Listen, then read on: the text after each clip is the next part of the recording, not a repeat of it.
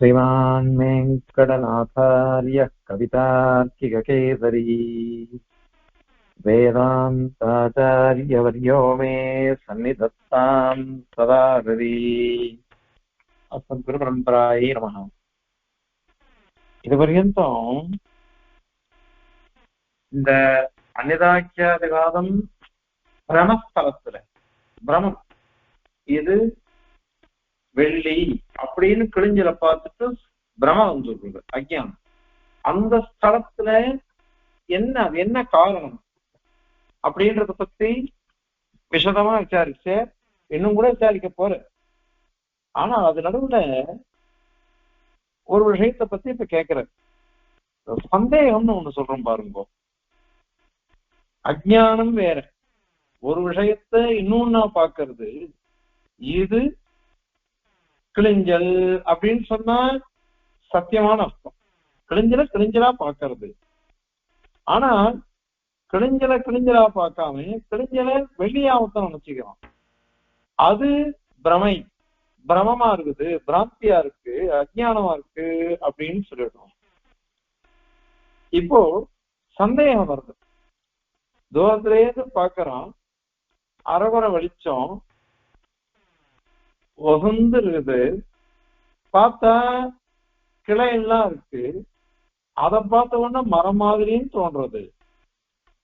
அந்த அசையத்தெல்லாம் பார்த்தா கை அசைகிற மாதிரி எல்லாம் தெரியறதுனால இது மனுஷன் மாதிரியும் தெரியுது.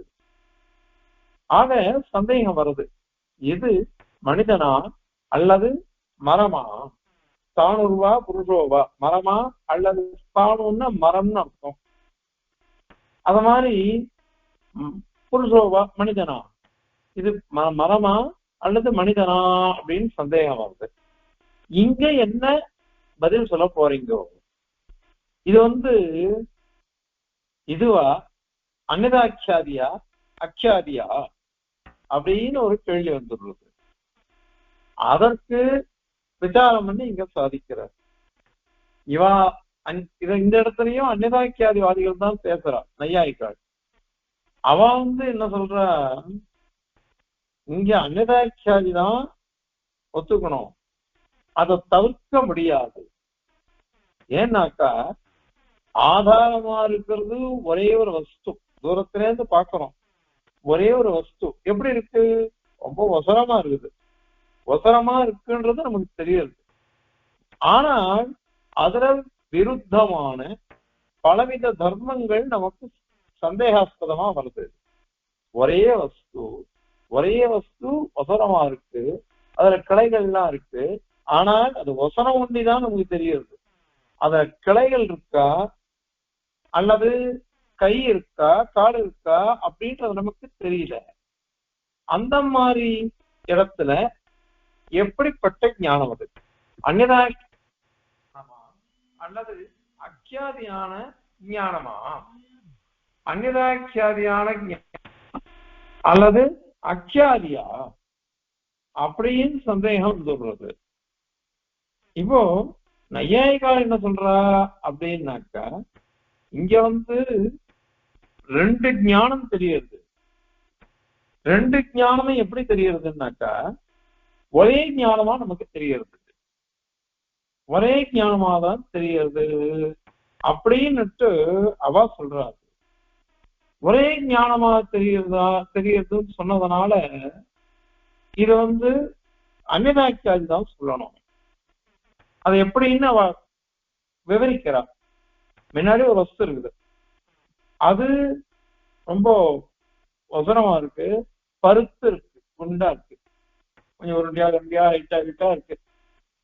இதெல்லாம் பார்க்கிற சமயத்துல இது மரமா அல்லது புருஷனா அப்படின்னு சந்தேகம் வந்துடுறது. இந்த ஞானம் எல்லாருக்கும் இருக்கு. இது மரமா அல்லது புருஷனா, மனிதனா, ஸ்தானுருவா புருஷோவா அப்படின்னு இருக்கு. இது மானசிகமா இல்ல, வெறும் மனசுல தெரியறது இல்லை. ஏன்னா கண்ணாலதான் அதை பார்க்கிறோம், இந்திரிய அண்மையுமே இருக்கு, அது வருது. ஆனால் அதுல மனசுண்டி இல்லை, மனசும் சேர்ந்திருக்கு, கண்ணாலையும் பார்க்கிறோம். இந்திரியங்களுடைய சேர்க்கை, கண் சக்ஷு இந்திரியம் அதுவும் சேர்றது. அப்போ எதை வச்சு கண்டுபிடிச்சோம் அப்படின்னாக்கா ஊர்த்வம் ரொம்ப வசந்து நேர எழும்பி இருக்கு, அது 5 அடியா இருக்கு, 6 அடியா இருக்கு. அந்த ஊர்த்வம்னாக்க வசந்தருத்தல். அதுக்கப்புறம் பருமனா இருக்கு, ரொம்ப பருத்து முண்டா இருக்கிறது, இவைகள்லாம் இருக்குது. இப்போ ஏதோ ஒரு வஸ்துன்னு தெரியுது நமக்கு. அந்த வஸ்துவில இது புருஷனோ அல்லது மரமோ அப்படின்னு ஒரு ஞானம், ஏதாவது ஒரு ஞானம் தான் வரணும். ஆனா 2 ஞானம் வந்துருக்கு இப்போ. ஏன் அப்படின்னாக்கா புருஷனுக்கும் சரி மனிதனுக்கும் சரி அந்த மரத்துக்கும் சரி வசந்து இருக்கிறது, பருமனா இருக்கிறது. ரொம்ப ஒல்லியா இருந்ததுன்னு இது சாதா கொடி அப்படின்னு சொல்லிடலாம், சின்ன மரம் அப்படின்னு சொல்லிடலாம். ஆனால் மனிதனை மாதிரியே இருக்கு, மரம் மாதிரியே இருக்கு, எதுன்னு சந்தேகம் வந்துருது. அதனால இப்ப ரெண்டு தர்மங்கள், மனுஷத்துவ தர்மம், அத மாதிரி ஸ்தானுத்துவ தர்மம். மரத்தினுடைய தன்மையோ மனுஷனுடைய தன்மையோ ரெண்டுமே பரஸ்பர விரோதம் தானே. மரமா இருந்ததுன்னாக்கா மனுஷனா இருக்க முடியாது, மனுஷனா இருந்தாக்கா மரமா இருக்க முடியாது. இந்த 2 தர்மமும் ஒரே இடத்துல சம்பவிக்காது. அதனால நமக்கு ஒரே ஒரு வஸ்து தான் இங்க இருக்கு, அது நிச்சயம். ஆதாரமா இருக்கிறது ஒரே ஒரு வஸ்து தான். அதுல ரெண்டு விசேஷணங்கள் தெரியுது, மனுஷ தர்மமும் தெரியுது, அது மாதிரி இந்த மரத்தினுடைய தன்மையும் தெரியுது. அதனால இப்ப இந்த ரெண்டுமே முன்னாடி இருக்கிற வஸ்துவில ஒரே சமயத்துல சேர்ந்திருக்க முடியாது, ஒரே இது சேர்ந்து. அதனால இந்த 2 தர்மமும் விருத்தமா இருக்குது. அதனால இப்ப இது தானுவா புருஷனா, மரமா புருஷனா அப்படின்னு சந்தேகம் வருது. அல்லது சில இடத்துல என்ன ஆகும்னாக்கா ரெண்டும் சேர்ந்து இருக்கிற ஞானம் வரும், ரெண்டும் சேர்ந்து இருக்கிற சமுச்சயம்னு அதுக்கு பேரு, சமுச்சயம்னு ஒரு ஞானம். அந்த மாதிரி சந்தேகாஸ்பதமான ஞானம். சமுச்சயம்னு என்ன அர்த்தம்? மனுஷனும் மரமும் 2 பேரும் சேர்ந்து இருக்கா அப்படின்னு சொன்னாக்கா அது சமுச்சயம் சொல்லணும். அது இங்க இல்ல. சமுச்சயம்னா 2 இருக்குன்னு அர்த்தம். இங்க 2 இல்ல, ஒரே ஒரு வஸ்து தான். ஒரு வஸ்துல 2 தர்மங்கள், 2 தன்மைகள் தெரிகின்றன. 2 தன்மைகளும் சந்தேகாஸ்பதமா இருக்கு, நிர்ணயாத்மகமா இல்லை. அதனால இங்க சந்தேகம் அது சொல்லணும். அப்போ ஸ்தானுத்துவம், புருஷத்துவம், மரத்தன்மை, புருஷனுடைய தன்மை, இது ரெண்டுத்திலையும் ஒரே சமயத்துல பானம் பிரகாசிக்கிறதுன்றது வராது. அதனால சால்வா புரோவான்னுட்டு இப்படிதான் லோகத்துல சொல்றோம். அப்போ ஒரே தர்மி, ஒரு வஸ்து, ஆதாரமான வஸ்து, அதுல 2 தர்மங்கள் இருக்கு அப்படின்றது சந்தேகம் வந்துடுறது. அதனாலதான் தானுர்வா புருஷோவா, மரமா புருஷனா அப்படின்னு ஆன்னு கேட்டு வா பதம் போடுறோம். இது விரோதத்தை சொல்றது. புருஷனா இருந்தால் மரமா இருக்க முடியாது, மரமா இருந்தால் புருஷனா இருக்க முடியாது. ரெண்டுமே எப்படி இருக்குதுன்னாக்கா 2 தர்மமும் விருத்தமான தர்மங்கள், அது 2 ஒன்னா சேர்ந்து இருக்க முடியாது. அதனால இதுவா அல்லது அதுவா அப்படின்னு சந்தேகம் வருது. அப்போ ஒண்ணுத்துல 2 விதமா மரமா அல்லது புருஷனா மனிதனா அப்படின்னு வருதோ இல்லையோ, ஒரே வஸ்துல இந்த மாதிரி ஒரு வருதுன்றது அனிவாக்கியாதி தானே, அக்கியாதி இல்லையே. நீ சொன்னது என்னது? யதார்த்தம் அப்படின்னு தான் சொல்லி வச்சிருக்க நம்ம சித்தாந்தத்துல. யதார்த்தம் நீ சொன்னியானாக்கா அப்போ இந்த அந்நியாக்கியாதின்றதுதான் இங்க வருது, அக்கியாதின்றதே இல்லையே. அதனால அதுக்கு நீ என்ன சொல்லுவ அப்படின்னுட்டு அவ கேள்வி கேட்கிறா நம்மளை பார்த்துட்டு. அதற்கு பதில் சொல்லணும். இப்போ இங்க ஒரு கிளிஞ்சலை பார்த்துட்டு ரஜதம் அப்படின்னு அனிதாக்கியாதி சொன்னேன். அதுல இதம் அப்படின்னு சொன்னாக்கா இதம் ரஜதம் இதம்ன்றது பிரத்யக்ஷ விஷயம். நம்ம ரெண்டு பேரும் ஒத்துருப்போம், நேர பாக்குறது. அது என்னதுன்னு தெரியாது, ஏதோ முன்னாடி ஒரு வஸ்து இருக்கு, அத இதம் இது அப்படின்னு சொன்னோம். அதன் பிறகு ரஜதம் அப்படின்னு ஸ்மரணம், ஏற்கனவே சொல்லிருக்கோம், கடையில இருக்கிறதோ ஆத்துல இருக்கிறதோ வெள்ளி இருக்கு, அதை ஸ்மரிக்கிறோம். ரெண்டு ஞானம் இருக்கு. இது அக்கியாதிவாதிகள் ஒத்துருக்கா. மூணாவது ஞானம் தான் நீ சொன்னது, விசிஷ்ட ஞானம்னு சொன்னேன். இதன்றதனால சொல்லப்பட்டது அது ரஜதமாக பிரகாசிக்கிறதுன்னுட்டு விசிஷ்ட ஞானம், விசேஷ விசேஷங்களோட சேர்ந்து தெரிஞ்சிருது. அது விசிஷ்ட ஞானமா இருக்குன்னு மூணாவது நிலையும் நீ ஒண்ணு சொல்றிருக்க. இந்த இடத்துலயும் இப்ப அந்த இடத்துல இருக்கு. நாங்க அப்ப அங்க என்ன சொன்னோம், முதல் ரெண்டு நிலையே போர்மை, இதம்னு தெரிஞ்சது, அதுக்கப்புறம் ரஜதம்னு தெரிஞ்சது. அதுதான் இந்த இடத்துல பேதம் தெரியல, கிரகணத்துக்கும் ஸ்மரணத்துக்கும் பேதம் தெரியல. அதனாலேயே இது அக்கியாதி அப்படின்னு சொல்லிட்டோம். பேத அக்கிரகணத்தினால இது அக்கியாதி அப்படின்னு சாதிச்சிட்டோம். அதனால மூணாவது ஹேது வேண்டியதில்லையே, மூணாவது நிலைன்றதே வேண்டியதில்லை, விசிஷ்ட ஞானம் வேண்டாம் அப்படின்னு கண்டனம் பண்ணிருக்காரு.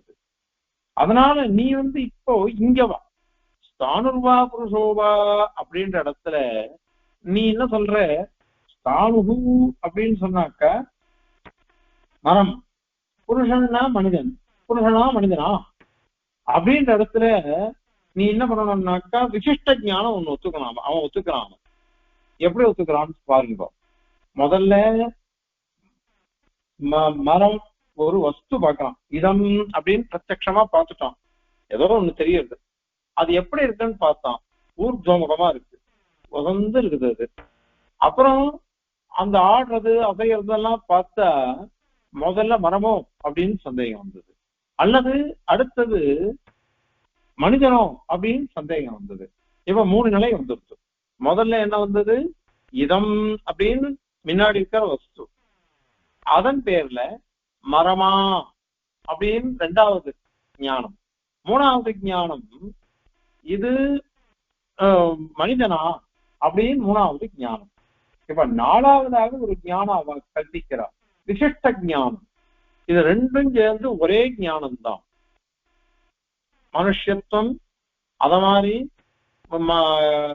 ஸ்தானத்துவம், இது ரெண்டும் ஒன்னா சேர்ந்து ஒரு ஞானம் வருது, விசிஷ்ட ஞானம் அப்படின்னு அவ சொல்றாரு. அது நாலாவது நிலை. அது நாங்க இப்ப என்ன சொல்றோம், சந்தேக ஸ்தலத்துல மூணு நிலையே போருமே, மூணு நிலையே போரும். இந்த மூணு நிலையினாலேயே எல்லாம் கிடைச்சு விடுறது, மூணு நிலையே கிடைச்சிருச்சு. நாலாவது நிலை எதுக்கு நீ சொல்லணும்? அதனால ஸ்தானத்துவம் புருஷத்துவ ரூபமான ரெண்டு விஷயம் தெரியுது. அது ஒரே ஒரே வஸ்துவில ஒன்னே ஒரு நிக்கிறது ஒண்ணு இருக்கு, ஏதோ ஒரு வஸ்துவை பார்க்கணும், அதுவே வேற வேற காலத்துல தெரியுது. அதனால விரோதமானது கிரகிக்கப்படுகிறது. இதுல வசந்து இருக்கிறதுன்றது சமமான தர்மம், சமமான தர்மம். வசந்து இருக்கிறது மனிதனும் வசனமா இருக்கான், அந்த மரமும் வசனமா இருக்கு. அசையறதுன்றது மனிதனும் அசைவான், அவன் உடம்பு அசையும், அந்த மரமும் அசையும், அதெல்லாம் இருக்காது. அதனால சாதாரண தர்மம் ரெண்டுத்துக்கும். ஆனால் மனுஷத்துவம் ஸ்தானுத்துவம் அப்படின்னு ரெண்டு தர்மம் இருக்கு பாருங்க. இது மனிதத்தன்மையோட கூடினது அல்லது மரத்தன்மையோட கூடினது அப்படின்னு சொல்றோம் பாருங்க. இது மாத்திரம் விருத்தமான தர்மங்களா இருக்கு. விருத்தமான தர்மங்களா இருக்கிறதுனால இந்த இடத்துல இது மூணாவது இது வந்துச்சு. முதல்ல இதம், அதுக்கப்புறம் ஸ்தானுகு, மூணாவது புருஷ. இதுவே போருமே, இதுவே போருமே. இது இதை விட்டுட்டு நீ எதுக்கு மேல மேல நீ போற? நீ அதனால இந்த விஷயத்த வச்சுன்னு சொன்னாலே போருமே. நாலாவதா ஒண்ணுத்த நீ எதுக்கு சொல்லணும்? அதுக்கப்புறம் அவன் ஒண்ணு சொன்னான். அப்போ அவன் என்ன சொன்னான்னாக்கா, இந்த வா அப்படின்னு இருக்கு, ஸ்தானுர்வா புருஷோவா அப்படின்றது. அந்த வா அப்படிங்கிறது என்னன்னா விரோதத்தை சொல்றது. விரோதத்தை சொல்றதுன்னு அவன் சொன்னான். இந்த வாங்கிற சப்தத்துக்கு நிறைய அர்த்தம் இருக்கு. விரோதத்தை சொல்லலாம், விகல்பத்தை சொல்லலாம், இதுவா அதுவா அப்படின்னு விகல்பத்தையும் சொல்லலாம். விரோதம் தான் சொல்லணும்னு நியதி கிடையாது. அதனால இங்க விரோதத்தை சொல்றதுன்றதே நீ சொல்ல வேண்டியதில்லை, அது வேண்டியதில்லை. அது ஏன்னா விசிஷ்ட ஞானம் தனியா ஒண்ணு வர்றது அப்படின்னு நீ சொன்னியானாக்கா, அப்போ உன்னுடைய சித்தாந்தத்துல என்ன எடுத்தோ, இதம் ஸ்தானு புருஷா இது அப்படின்னு பிரத்யக்ஷ ஞானம், ஸ்தானுன்றது ஸ்மரண ஞானம், புருஷோவா அப்படின்னா அதுவும் ஒரு ஸ்மரண ஞானம். மனுஷனை பார்த்திருக்கோம், நம்ம மனுஷ அடையாளம் தெரியும், மரத்தை பார்த்திருக்கோம், மரத்தினுடைய அடையாளமும் தெரியும். இதன்றது ஒண்டிதான் பிரத்யக்ஷ ஞானம். ஸ்தானுவா புருஷோவான்றது ஸ்மரணம், ஸ்மிருதி தான், அது ஞாபகம். இப்ப 3 ஞானம் வந்துருது. அந்த 3 ஞானத்துக்கு மேல இது எல்லாம் ஒன்னா சேர்ந்து விசிஷ்டமான ஒரு ஞானம் அப்படின்னு நீ சொல்லணும். அதனால அந்த விசிஷ்ட ஞானம் 4வது ஒண்ணு கல்பிச்சு அந்நியதாக்கியாதின்னு நீ சொல்ல வர. அதுவே வேண்டாமே, இங்கேயும் ஞானம் தான் இருக்கு அல்லது 2 ஞானம் தான் இருக்கு. அந்த இது சொன்ன பாருங்க, இதம் ரஜதம் இடத்துல அந்த மாதிரி இங்கேயே 2 ஞானம் அல்லது 3 ஞானம் அதுவே போரும். 4வதாக நீ எதுக்கு கல்பிக்கிற ஒண்ணு? அது கல்பிக்கவே வேண்டியதில்லை. அதனால இப்ப என்னாச்சு, இதம்ன்றதுனால பிரத்யக்ஷம், அதுக்கப்புறம் தானுகுன்றதுனால ஸ்மரணம், புருஷோவா அப்படின்னு சொல்றதுனால அதுவும் ஸ்மரணம். இந்த மூணுத்தினாலேயும் என்ன தெரியுதுன்னாக்கா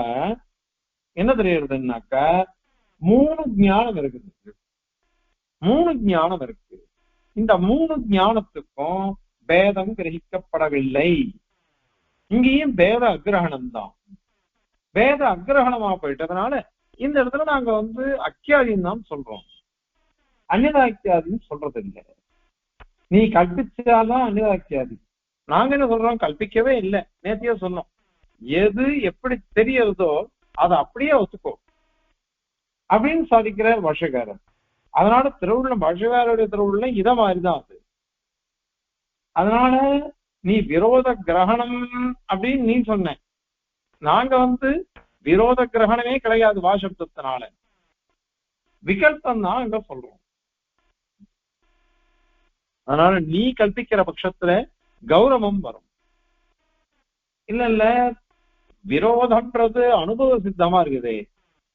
ஸ்தானுவா புருஷோவா அப்படின்னு சொன்னாக்கா, நீ ஸ்தானு மரம்னு சொன்னியானாக்கா மரத்தினுடைய தர்மங்கள் தான். புருஷோவான்னு சொன்னாக்கா புருஷனுடைய தர்மங்கள் தான், மனிதனுடைய தர்மங்கள் தான். அதனால 2த்துக்கும் பரஸ்பரம் விரோதம் தெரியுது. அததான் வா அப்படின்ற சப்தத்தினால சொல்றோம். அதனால ஒரே வஸ்துவில ஸ்தானத்துவம் புருஷத்துவம் 2ம் தெரியுது. ஆனா ஒரே சமயத்துல அது தோன்றது இல்லை. ஒரே சமயத்துல தோன்றது இல்லை நம்ம சித்தாந்த பிரகாரம். அவள் இந்த கிரமத்தினால கடைசியில தோணிடுறதுன்றான், அது வராது.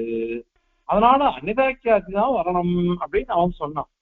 அதுக்கு சுவாமி என்ன சாதிக்கிற, வாழ்ற சப்தமானது விரோதத்தை சொல்வது இல்லை. ஏன் அப்படின்னா, ஒரே சமயத்துல தோணித்தன்னு வச்சுக்கோங்களேன், அப்ப விரோதம் சொல்லலாம். ஒரே சமயத்துல தோணித்தன்னா அப்ப விரோதம் அப்படின்னு நீங்க சொல்லலாம். இங்க ஒரே சமயத்துல தோணலையே, இது எப்படி தோன்றது அப்படின்னா பின்ன காலம்தான். ஏன் அப்படின்னாக்கா, ஊஞ்சலாடுறோம். ஊஞ்சலாடுற சமயத்துல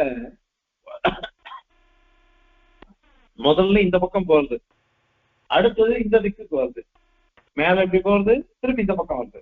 முதல்ல போகச்ச எங்க போச்சு, வடக்கு பக்கம் போச்சு. 2வது பக்கம் போச்சு, தெற்கு பக்கம் போறது ஊஞ்சல். இது டோலாயமானமா இருக்கு, ஊஞ்சல் மாதிரி இருக்கு இங்கேயும். இப்ப ஊஞ்சல் முதல்ல வடக்கு பக்கம் போச்சு, அந்த காலத்துல இடது பக்கம் தெற்கு பக்கம் போகல.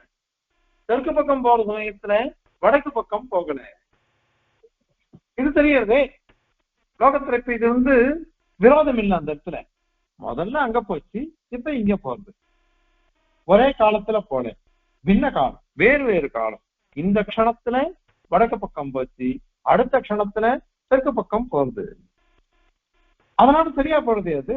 இதனால வாழ்றது விரோதம் ஏன் சொல்லணும்? விகல்பம்னு சொல்லிடுறது. விகல்பம்னா என்ன அர்த்தம்? ரெண்டு விஷயங்களை சொல்றதுன்னு அர்த்தம். ரெண்டு விஷயங்களை சொல்றது அல்லது மூணு விஷயங்களை சொல்றது. எத்தனை சந்தேகம் வருதோ அத்தனை இது. ஒரே சமயத்துல ரெண்டு சந்தேகம் வருதுன்னு வச்சுக்கோ, இதுவா அதுவா அப்படின்னு சந்தேகம் வருது. ஸ்ரீபாஷ்யத்துல அதிகரணங்கள் வரும். தீபத்தெல்லாம் பார்த்திருக்கோம். என்ன பார்த்திருக்கோம் அப்படின்னா, இது பரமாத்மாவா ஜீவாத்மாவா அப்படின்னு வருது. அப்போ முதல் க்ஷணத்துல பார்க்கறது ஜீவாத்மா மாதிரி தோன்றது, அடுத்த க்ஷணத்துல பரமாத்மா மாதிரி தோன்றது. ஆனா அதுக்கு சித்தாந்தம் என்ன சொல்ல போறோம்? இது வராது, பரமாத்மா தான், இங்க ஜீவ தர்மங்கள் இல்லை, பரமாத்ம தர்மங்கள் தான் இருக்கு அப்படின்னு சொல்லி முடிச்சுட்டு போயிடுறோம். அதனால இந்த விகல்பம் தானே வருது.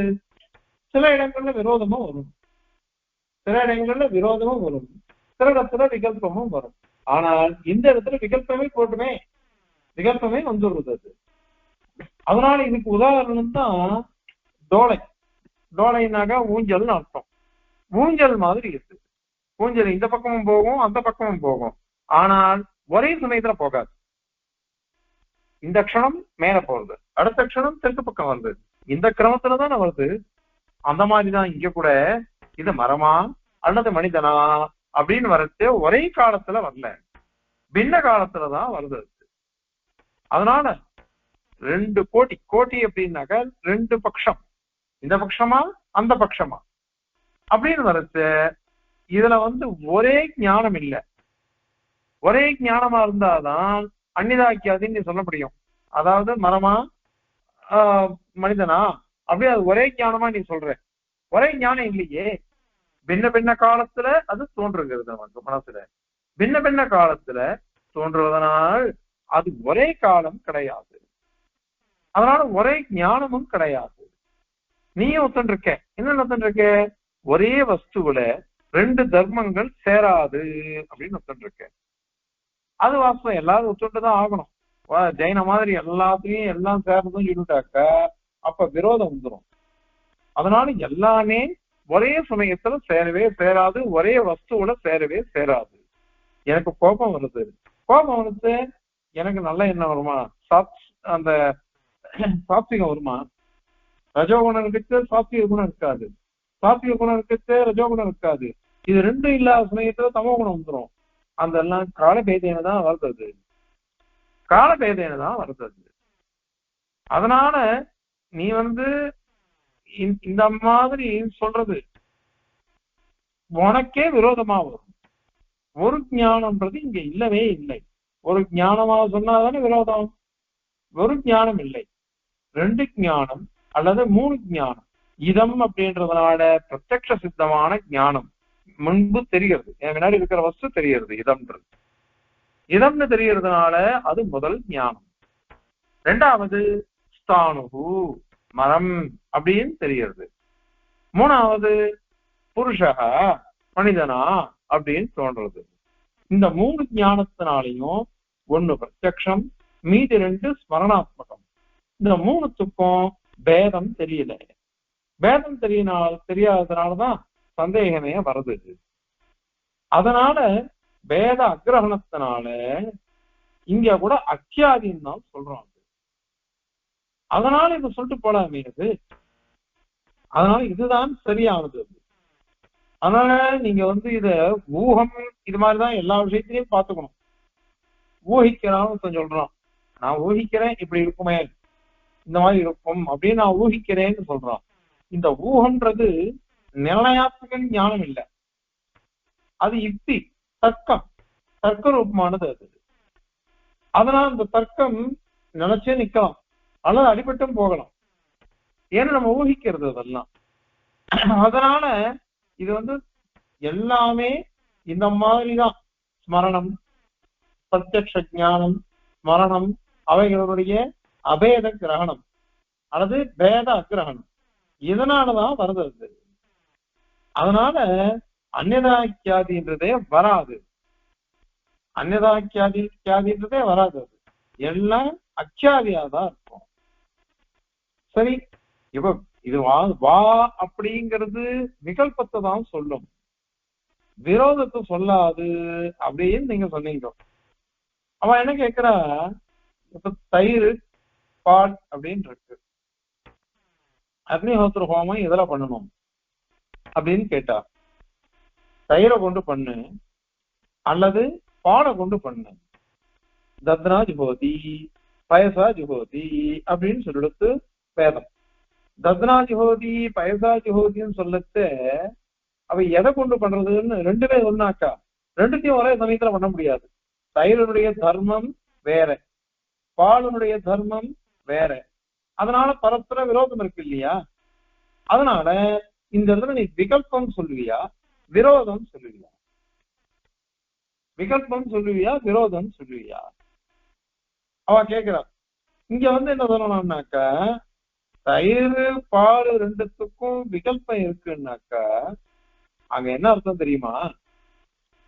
ஒரே பிரயோகத்துல இன்னைக்கு நான் அக்னிஹோத்திரம் பண்றேன், அக்னிஹோத்திரம் ஹோமம் இன்னைக்கு பண்ணினேன்னாக்க தயிர் பண்ணா பாலை பண்ண முடியாது, பாலை பண்ணா தயிர் பண்ண முடியாது. அதனால அங்க முடியாது இல்லையோ, அதனால அத மாதிரி சொல்றோம். ஏன்னா முடியாது, பண்ண முடியாது. ஏன்னா ஒரே சமயத்துல ரெண்டு அபிஷேகம் வச்சுட்டு பண்ண முடியாது. ஒரு அபிஷேகம் தான் தேவதைக்கு கொடுக்க முடியும். இதையும் கொடுக்கறேன் அதையும் கொடுக்கறேன் அப்படின்னு சொல்ல முடியாது. அதனால இந்த இடத்துல அந்த மாதிரி இல்லை. அத மாதிரிதான் இந்த இடத்துல விகல்பத்துல என்ன தெரியுமா, காலபேதாத்து பரிகாரம். காலபேதம் காலபேதம் இருக்கிறதுனால பரிகரிக்கிறோம். என்ன அப்படின்னாக்கா, இந்த மரமானது, இந்த வஸ்து முன்னாடி தெரிகிற வஸ்துவானது மரமா அல்லது மனிதனா அப்படின்னு ஒரு விகல்பம் பண்ணிக்கிறோம். விகல்பம் பண்ணிக்கிட்டு சந்தேகம் வருது, அதுதான் விகல்பம். அந்த விகல்பம் இருக்கிறதுனாலதான் இதுவா அதுவான் வாசப்தத்துக்கு அர்த்தம். அந்த விகல்பத்தினால நமக்கு காலபேதம் இருக்கிறதுனால சரியா போயிடுறது. ஆக அது மாத்திரம் இல்ல, மனிதனா மரமா அப்படின்னு கேட்டு வருது. நீங்க காலபேதம் சொன்னா கூட ரெண்டும் ஒன்னா சேரவே சேராது. அதனால கொத்திமலம் சுவாமி என்ன சாதிக்கிற, விரோத ஸ்பூர்த்தி இருக்கு, விரோதம்ன்றது தெரியுது, அதனாலதான் விகல்பம்னே தெரியுது. அதனாலதான் மனிதனும் மரமும் சமானாதிகரணமா இருக்காது, ஒன்னா சேர்ந்து இருக்காது, ஒன்னா சேர்ந்தே இருக்காது. அதனால இந்த மாதிரி ஒத்துண்டு போகணும். அதனால சில பேர் என்ன சொல்றானாக்கா, ஆணுவா புருஷனா மரமா மனிதனா அப்படிங்கிறது இது ஒரே காலத்துல இருக்கிறது. ஒரே காலத்துல இருக்கிறதுனாலதான் இது விரோதம் தெரியுது. விரோதம் தெரியறதுக்கு மூல காரணம் ஒரே காலத்துல தெரியுது, ஒரே சமயத்திலேயே தெரியுது அப்படின்றாரு. நீங்க டோலை மாதிரி ஊஞ்சல் மாதிரி சொல்றது வெறும் சாதுரியம் தான் அப்படின்னுட்டு. ஆனா அதுக்கு அவ என்ன சொல்றா, ஊஞ்சல் அது ரெண்டு ஸ்தானம், முதல்ல வடக்கு பக்கம் போறது, அப்புறம் தெற்கு பக்கம் வருது. அதுக்கு காரணம் காலபேதத்தினால. அந்த மாதிரி இங்கேயும் அத மாதிரி சொல்லிட்டு போலாமே அப்படின்னு நீங்க சொல்ல முடியாது. ஏன் அப்படின்னாக்கா, இது மரம் அந்த மனிதன் இது ரெண்டும் விருத்த தர்மங்களோட ஒரே ஞானமா தோன்றது, ஒரே காலத்துல தோன்றதுன்னு அவ சொல்றாரு. அதை ஒத்துக்கல நம்ம சித்தாந்திகள். அது கிடையாது, ஏற்கனவே நான் சொல்லிட்டுமே. ஏன்னாக்கா ஒவ்வொரு க்ஷணத்திலையும் மாறிட்டு இருக்கு. ஒவ்வொரு க்ஷணத்திலையும் முதல் க்ஷணம் இதம், இரண்டாவது க்ஷணம் ஸ்தானு, மூணாவது க்ஷணம் புருஷா, நாலாவது க்ஷணம் விசிஷ்ட ஞானம்னு அவன் சொன்னான். அந்த நாலாவது க்ஷணமே வேண்டாம் எங்களுக்கு, இதுவே போர்வது. அதனாலதான் இந்த மூணு விதமா பிரிக்கிறார். சம்சயம், ரெண்டாவது சமுச்சயம், மூணாவது சமூகாலம்பனம். உதாரணம் சொன்னா புரியும். இது மரமா அல்லது மனிதனா அப்படின்னு சம்சயம்னு அர்த்தம், சந்தேகம்னு அர்த்தம். மனிதனும் மரமும் தானுகு புருஷஸ்தே, மரம் மனிதனும் மரமும் மனிதனும் அப்படின்னு சொன்னா சமுச்சயம் சேர்த்து சொல்றது. சமூக ஆளுமான தானு புருஷவு, மனிதனும் இருக்கிறான், புருஷனும் மனிதனும் இருக்கிறான், மரமும் இருக்கிறது அப்படின்றது ஸ்தானு புருஷவு அப்படின்னு ரெண்டு சமூகமா சேர்த்து சொல்றது. ஒண்ணு மனிதனும் இருக்கிறான், இன்னொன்னுத்துல மரம் மனிதன் இருவரும் இருக்கிறார்கள், ரெண்டும் சேர்ந்து இருக்கிறது. சேர்த்து சொல்றது வேற, சேர்ந்து இருக்கிறது வேற. அதனால ஸ்தானுவா புருஷோவா அப்படின்றது சந்தேகம், ஸ்தானு புருஷஸ்தே அப்படின்றது சமுச்சயம். ஸ்தானு புருஷவு அப்படின்னாக்க எல்லாமே சேர்ந்து இருக்கிறது, ஒன்னா ஒரு சமூகமா இருக்குது. அத்தனை பேரும் சேர்ந்து கோஷ்டியா இருக்கா, வேத கோஷ்டியா இருக்கா அப்படின்னு சொன்னாக்க அது சமூக ஆலம்பனம். 4 பேர் பாராயணம் பண்ணிட்டு இருக்கா, அதுல இவனும் சேர்ந்து நின்றுட்டு இருக்கான் அப்படின்னு சொன்னா சமுச்சயம். இவா பிரபந்த கோஷ்டியா அல்லது வேத கோஷ்டியா அப்படின்னு சந்தேகம் வந்ததுன்னாக்க, அந்த மாதிரி கேட்கச்சே வாசப்த கடிதமா இருந்ததுன்னாக்கா அது சம்சயம். இந்த மாதிரி இருந்துட்டு போட்டோம். அதனால இதுல நம்ம சித்தாந்தத்துல எந்த ஒரு விரோதமும் கிடையாது. அதனால எல்லா இடத்துலயும் இது நம்ம சித்தாந்த பிரகாரம் நிர்ணயம். கொத்திமங்கலம் சுவாமி மேல கேட்டுட்டு போறார். என்ன கேட்டுட்டு போனாலும் சரி, இந்த இடத்துல கடைசியில முடியறது அக்கியாதியில தான் முடியணும். ஏன் அக்கியாதியில முடியணும்னா வேத அக்கிரகணம் தான். வேத அக்கிரகணம் எப்படி வந்தது அப்படின்னாக்கா, இந்த வாசப்தம் இருக்கிறதுனாலையும் இதுவா அதுவான்னுட்டு சந்தேகம் வந்துடுறதுனாலையும் இதம் அப்படின்றதுனால பிரத்யக்ஷமா பார்த்ததுனாலையும் அது வருது. அப்படி வர்றதுனால இந்த இடத்துல சந்தேகம்னு அதை சொல்லணும், அது அக்கியாதியா சொல்லணும். அதுல வேத அக்கிரகணம் தான் மூல காரணம். அததான் ஒத்துக்கணுமே தவிர்த்து நீங்க மேல அந்நிதாக்கியாதின் கல்பிச்சு சொல்ல வேண்டாம் அப்படின்றத இந்த ஸ்லோகத்தினால சுவாமி சாதிக்கிறார். இந்த ஸ்லோகம் என்ன அப்படின்றத இப்ப சேவிச்சு அதனுடைய தாத்பரியத்தை பார்க்கலாம். சாதாரணமா சந்தேகம் இதுவா அதுவான்னு, இதுக்கு சாஸ்திரகாரர்களுக்குள்ள இவ்வளவு விமர்சனங்கள். இதெல்லாம் எதுக்கு அப்படின்னு நான் கேட்டிருக்கேன். பொதுவா தெரியுது மனிதனா மரமா அப்படின்னுட்டு, அதுக்கு அதெல்லாம் இல்ல, ஞானத்தை வளர்த்துக்கிறதுக்கோசரம், தர்க்கத்தினுடைய பிரபாவத்தை தெரிஞ்சுக்கிறதுக்கோசரம் தான் இதெல்லாம் அப்படின்னு சொல்ற. இது எது வரையும் வரணும் அப்படின்னாக்க சர்வஞானம் யதார்த்தம் சாதிக்கணும் இல்லையா, அதனால அது சொல்லணும். சின்ன விஷயத்துல கூட இது சத்தியமா அசத்தியமா அப்படின்னு சந்தேகம் வந்துடக்கூடாது. எல்லாம் உண்மை, எல்லாம் யதார்த்தம், அஜ்ஞானம்ன்றதே நமக்கு வரக்கூடாது. வந்தது அப்படின்னா அது பாதிதம், விவகார பாதிதம், அவ்வளவுதான் அப்படின்னு சொல்லணும். அதுக்கோசரம் இவ்வளவு தூரம் அப்படின்னு வதாச்சாரம் அடிக்கடி சாதிப்பாரு. இப்ப ஸ்லோகம் பார்ப்போம்.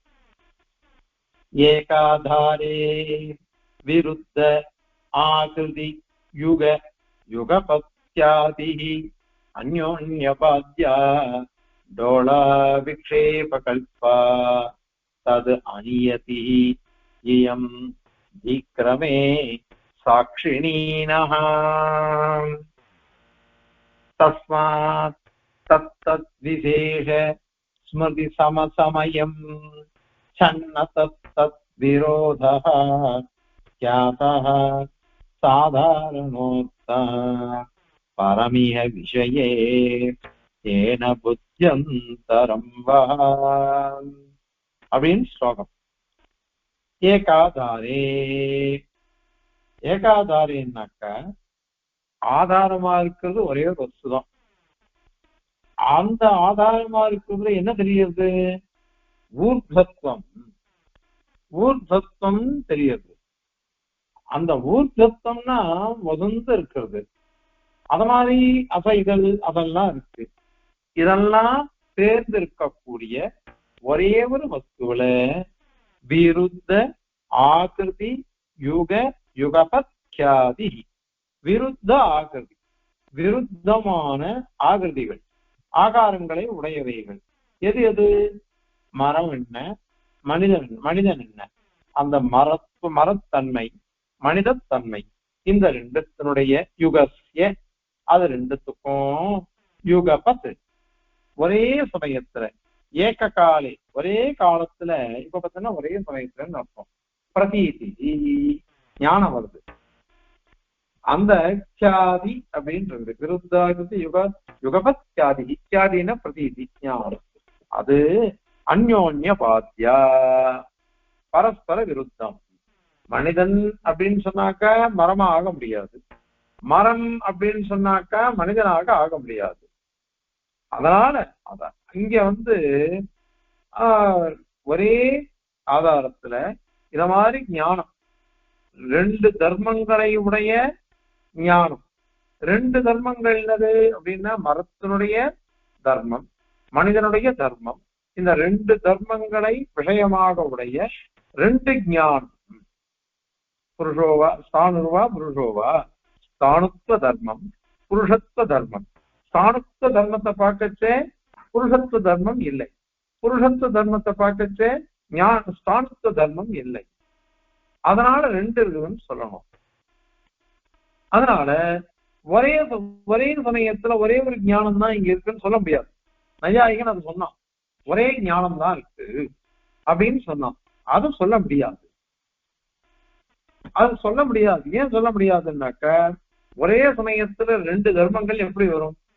இது இருந்தால் அது இருக்காது, அது இருந்தால் இது இருக்காது. அதனால சரி, நீ ஒரே வஸ்துவில ஒரே ஞானம், இது ரெண்டுமே சேர்ந்து ஒரே ஞானம் வருதுன்னு சொன்னதானே விரோதம் வரும். அப்படின்னு சொன்னா அது வராது, அப்படின்னா விரோதமே வராது. நீ ஒண்ணு ரெண்டு ஞானம் சொல்லிட்டா விரோதமே வராதேன்னு கேட்டாவா? அதற்கு டோடா விக்ஷேப கல்பா, இந்த கியாதி இருக்கே ஞானம், இது டோடா விக்ஷேபம். டோலா அப்படின்னாக்கா ஊஞ்சல். அதுக்கு ஒரே க்ஷணத்தினாலேயே இந்த பக்கம் அந்த பக்கம் ரெண்டுத்துலயும் சம்பந்தம் வராது இல்லையா? இப்படி போறது ஒரு முறை, இந்த பக்கம் வரைச்சே இன்னொரு முறை. இந்த பக்கம் முதல் கோவிச்சே வடக்கு பக்கம் சொல்றது, இந்த பக்கம் வரைச்சே தெற்கு பக்கம் சொல்றது. இந்த மாதிரிதான் இருக்கு. அதனால ஒரே க்ஷணத்துல ரெண்டு சம்பந்தம், ரெண்டு தேசத்துடைய சம்பந்தம் வராது. அதனால அது என்ன சொல்லணும்? முதல் க்ஷணத்துல வடக்கு பக்கம் போச்சு ஊஞ்சல், ரெண்டாவது க்ஷணத்துல தெற்கு பக்கம் போறது ஊஞ்சல் அப்படின்னு சொல்றோம். அதனால தேச பேதம், அது கால பேதத்தினாலதான் வரும்.